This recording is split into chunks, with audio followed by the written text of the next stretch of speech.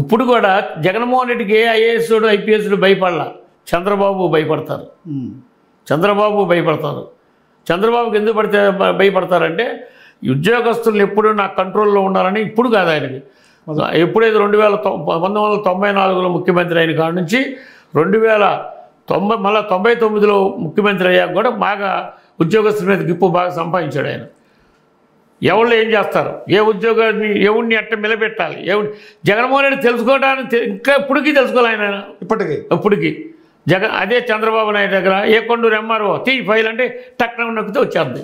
ముఖ్యమంత్రిగా జగన్మోహన్ రెడ్డి ఫెయిల్ అయ్యారంటారు. ఆ పదవికి న్యాయం చేయగలిగారా? పదవికి న్యాయం చేశాడు, పేదలకు న్యాయం చేశాడు. పదవికి న్యాయం చేశాడు, పేదలకు న్యాయం చేశాడు. కానీ న్యాయం చేసిన ఆయనలో ఆయన అనుకున్నది న్యాయం అనుకున్నది ప్రజలకు నచ్చల.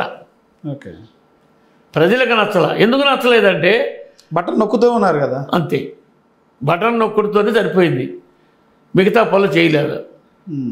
అందువల్ల అదొకటి. ఇప్పుడు చేశాడు బియ్యంది కూడా. ఇప్పుడు డబ్బులు ఇచ్చింది బాగానే ఉంది కానీ సార్ 18,000 రూపాయలు ఇచ్చింది మాత్రం వేస్ట్. ఆసరా వేస్ట్, ప్లస్ చేయూత, ఈ రెండు వేస్టేనండి. ఎందుకంటే మళ్ళా తెలగా కాపు నేస్తం వచ్చారు. ఎందుకంటే అన్ని కులాలకి పెట్టారు కదా, నవరత్నాలు అని చెప్పి అన్ని కులాలకి పెట్టారు. అది కరెక్ట్ కాదండి, అది కరెక్ట్ కాదు. 18,000 అనేది కరెక్ట్ కాదు. 18,000 35 సంవత్సరాలు నిండిన అమ్మాయికి మీరు 18,000 ఇస్తే 25 సంవత్సరాల అమ్మాయి ఏమంటుందో తెలుసా అండి? దాని 35 సంవత్సరాలు అది కూలిపోతుంది, నేను కూలిపోతున్నా, నాకు ఇవ్వకూడదా అనేది ప్రజల్లో మార్పు వచ్చింది. అందులో మళ్ళీ 65 సంవత్సరాల ముసలికి పెన్షన్ ఇస్తున్నారు 50 సంవత్సరాలు దాటిన తర్వాత. మరి 35 సంవత్సరాల నుంచి 50 సంవత్సరాలు మీకు 18,000 ఇస్తే 20 సంవత్సరాల నుంచి 35 సంవత్సరాలు కనీసం 25 నుంచి 37 వాళ్ళకన్నా ఎంతమంది ఉంటారండి? ఆ సంఖ్య యంగ్ వాళ్ళ సంఖ్య ఎక్కువ కదా, అది ఒకటి దెబ్బ కొట్టింది.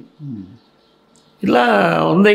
ఇప్పటికైనా పార్టీలో మార్పు వస్తుంటారా? పార్టీలో జగన్మోహన్ రెడ్డి గారు చిన్న చేర్పులు చేసుకొని ముందుకెళ్తే గవర్నమెంట్ అనేది నల్లేరు మీద నడకండి కాదు, ఆయనలో కొంచెం మార్పులు రావాలి.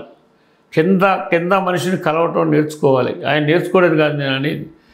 ఇప్పుడు నేను మొన్న ఈ మధ్యన జగన్మోహన్ రెడ్డి గారు నేను కలవటానికి కలుస్తున్నా. నేను కలవటం గొప్ప కాదండి. శ్రీకాకుళం నుంచి కుప్పం నుంచి కూడా వచ్చారు సార్ ప్రజలు. నీ గేటు ముందు 2 రోజులు, కుప్పం నుంచి వచ్చిన వాళ్ళు 2 రోజులు పడుకున్నారు సార్. 2 రోజులు విజయవాడ ఉంటే వాళ్ళకి వాళ్ళ లోన మాని గేట్ కాడ నుంచి.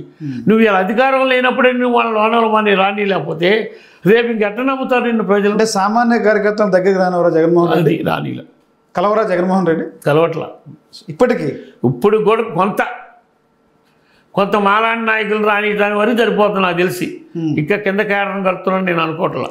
సార్, ఎందుకు వైఎస్ఆర్సీపీ పార్టీలో కష్టపడిన వాళ్ళకి ప్రాధాన్యత ఉండట్లేదు? దానిలో భాగంగా వీరారెడ్డి మీకు ఎందుకని పార్టీలో సరైన ప్రాధాన్యత లేదు? మాకేంటంటే తండ్రి నుంచి కూడా మీకు ఉన్నటువంటి అవినాభావ సంబంధం ఉంది, దగ్గర రిలేషన్ అయితే ఉంది.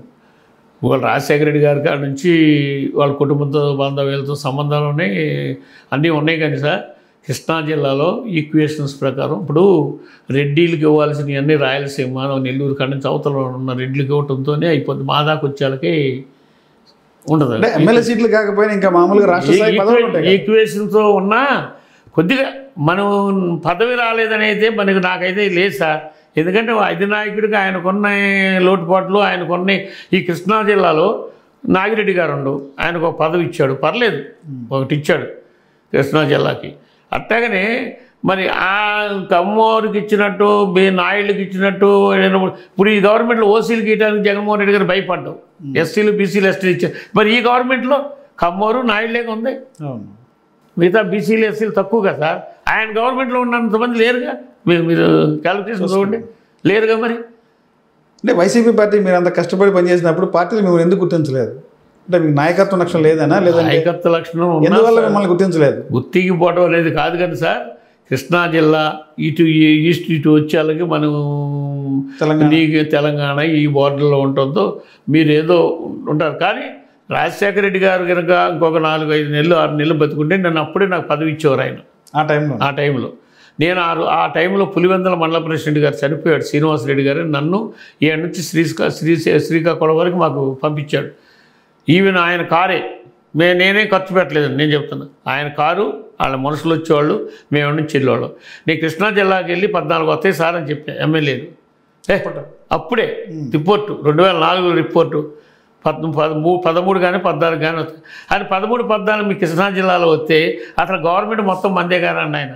సార్ చూడండి సార్ అన్న, 13 వచ్చినాయి ఏమన్నా మరి. అప్పుడు 13 వచ్చింది. 13 వచ్చింది. తర్వాత పిలిచి, అరే నువ్వు క్యాలిక్యులేషన్ బాగా, నేను ఇక్కడ నుంచి శ్రీకాకుళం వరకు ఇచ్చేవాడు, అన్ని జిల్లాలు ఇచ్చాం, రిపోర్ట్ ఇచ్చాం. నేను శ్రీనివాసరెడ్డి గారు. మేము ఎట్ట చేసేవాళ్ళం అంటే ప్రజలతో కాదు, మీలాంటి మీడియా మిత్రులతోని. ఇప్పుడు ఏ మండలం ఉంది, నియోజకవర్గం ఉంది సార్, 4 మండలాలు వెళ్ళేవాళ్ళం. 4 మండలాల్లో ఉన్న ప్రజాశక్తి, విశాలాంధ్ర, ఈనాడు, జ్యోతి మొత్తం వీళ్ళందరినీ పిలిచేవాళ్ళం. మంచి టీ పోయించేవాళ్ళం, కూర్చోబెట్టేవాళ్ళం.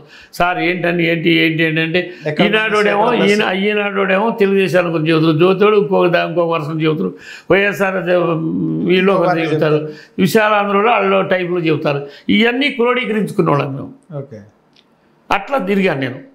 అంత ఉంది, నేను బాగానే చేశాం. కానీ సరే మరి ఇప్పుడు పదవులని ఇప్పుడు ఎమ్మెల్యే సార్ ఒక్కడికే ఇచ్చేది. గత 5 ఏళ్ల కాలంలో మీరు జగన్మోహన్ రెడ్డి కలిశారా? అధికారంలో సీఎం హోదాలో అధికారంలో ఉన్నప్పుడు ఒకసారి కలిసాను సార్. అధికారం పోయిన తర్వాత 3 సార్లు 4 సార్లు కలిసా. 4 సార్లు కలిసారు. ఇప్పటికి 4 సార్లు కలిసా. నేను మొన్న కూడా ఆయన లండన్ పోయే ముందు ఫోన్ చేసి అపాయింట్మెంట్ అడిగితే ముందేం చెప్పాడంటే డిసెంబర్ 2nd వీక్లో ఇస్తానన్నాడు. తర్వాత క్రిస్మస్ వెళ్ళిపోయాక రారా అన్నాడు. క్రిస్మస్ వెళ్ళాక అడిగితే ఏమన్నా అంటే నేను లండన్ పర్యటనకి వెళ్ళి వచ్చాక మాట్లాడదాం రా అన్నా. సర్లేండి అన్న, రేపు లండన్ పర్యటన వచ్చాక కలుస్తాం మళ్ళీ.